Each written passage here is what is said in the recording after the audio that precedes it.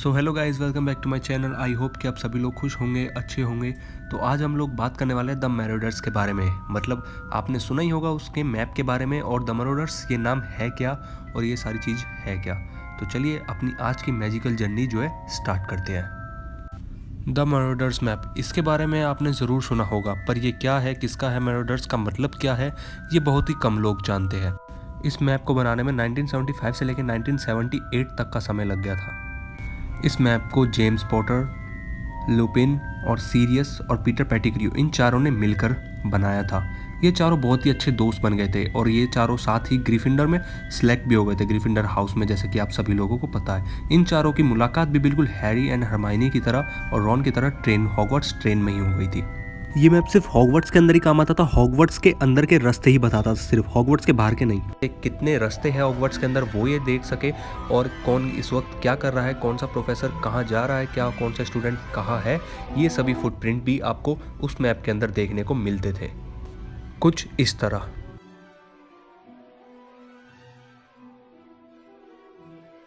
और ये इस तरह बनाया था ताकि ये किसी स्टूडेंट के हाथ भी लग जाए तो ये मामूली कागज़ का उसे टुकड़ा ही लगे, क्योंकि इसे मंत्र के जरिए उजागर किया जाता था और मंत्र के जरिए ही इसे फिर एंड कर दिया जाता था, मतलब इसे गायब कर दिया जाता था, जो ये कागज़ का टुकड़ा ही लगता था। और इसके बारे में सभी जादूगर और जादूगरनियों के बारे में भी पता चल सकता था कि वो कहाँ पर है और क्या कर रही है। और इसी मैप के जरिए हमें हॉगवर्ट्स के 7 रास्ते भी मिले थे, जो कि आप Harry Potter and the Prisoner of Azkaban में देख सकते हैं, जब जॉर्ज और फ्रेड ये मैप हैरी को देते हैं। और मैरोडर्स इस मैप के जरिए बहुत सारी मस्तियाँ भी करते थे और कई बार टीचर उन्हें पकड़ भी लेते थे, लेकिन फिर भी वो अपनी मस्तियाँ करना बंद नहीं करते थे। बट यहाँ पर मैं आप लोगों को एक बात बता देना चाहता हूँ, जब Harry Potter and the chamber of secret में जब सभी लोग उस चैम्बर ऑफ सीक्रेट को ढूंढ रहे थे, तो वो लोकेशन इस मैप पर भी नहीं आ रही थी, यानी कि चैम्बर ऑफ सीक्रेट का रास्ता इस मैप पर भी नहीं आ रहा था, जो कि एक बहुत ही इंटरेस्टिंग बात है कि हमें सभी मतलब हिडन प्लेसेस दिख रहे थे हॉगवर्ट्स के, लेकिन चैम्बर ऑफ सीक्रेट नहीं दिख रहा था। द मैरोडर्स के 2 फेवरेट प्रोफेसर थे, प्रोफेसर डम्बलडोर और प्रोफेसर मैकगोनागल। ये दोनों द मैरोडर्स को अच्छे से सही तरह से समझ सकते थे, बट अगर वो ज़्यादा मस्ती करते थे तो उन्हें डांट भी देते थे। लेकिन जेम्स, सीरियस, लुपिन या पीटर, इनमें से कोई भी इन दोनों की डांट का बुरा नहीं मानता था, क्योंकि ये उनके फेवरेट प्रोफेसर थे हमेशा से ही। जैसा कि हम सभी को ये पता है कि मिस्टर पॉटर को ये मैप जॉर्जी और फ्रेड ने दिया था।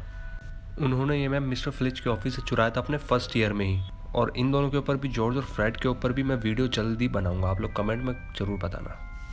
तो ये थी इस मैप की पूरी जानकारी। पर आप ये कहेंगे कि मैरोडर्स नाम ही क्यों, तो मैं बता दूं कि जेम्स, सीरियस, लुपिन और पीटर पेटिग्रू के ग्रुप का नाम मैरोडर्स रखा था। उन्होंने ही अपना ये नाम खुद ही रखा था, अपने ग्रुप का नाम उन्होंने खुद ही रखा था, और इसी के चलते उन्होंने अपने मैप का भी यही नाम रख दिया।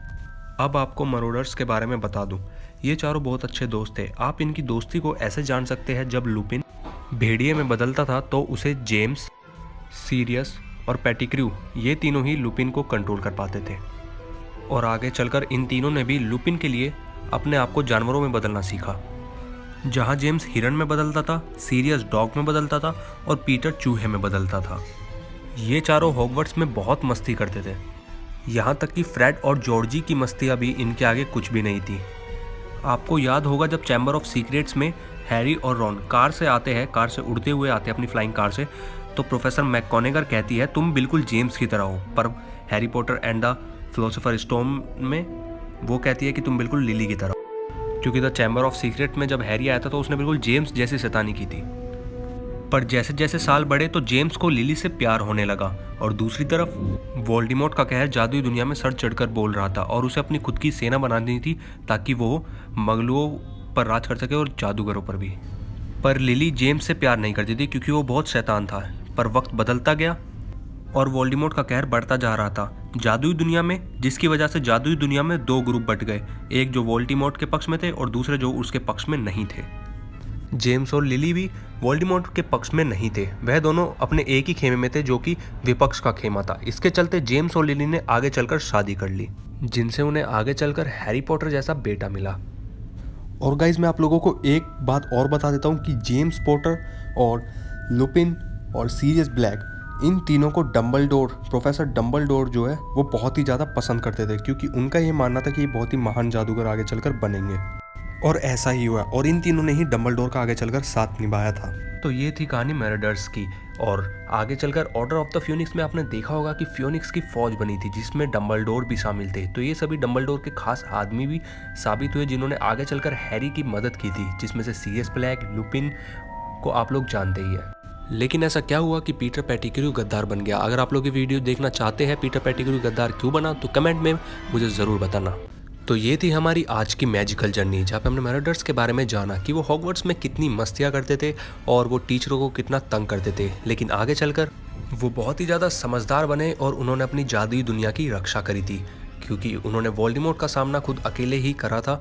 और आप लोग देख सकते हैं कि कितने लोग उस वक्त मरे थे। सो गाइज, अगर आपको ये वीडियो पसंद आई हो और मैजिकल जर्नी अच्छी लगी हो तो वीडियो को ज़रूर लाइक कर देना और चैनल को ज़रूर सब्सक्राइब कर देना। मुझे इंस्टाग्राम और ट्विटर पर फॉलो कर लेना, लिंक डिस्क्रिप्शन में मिल जाएंगे।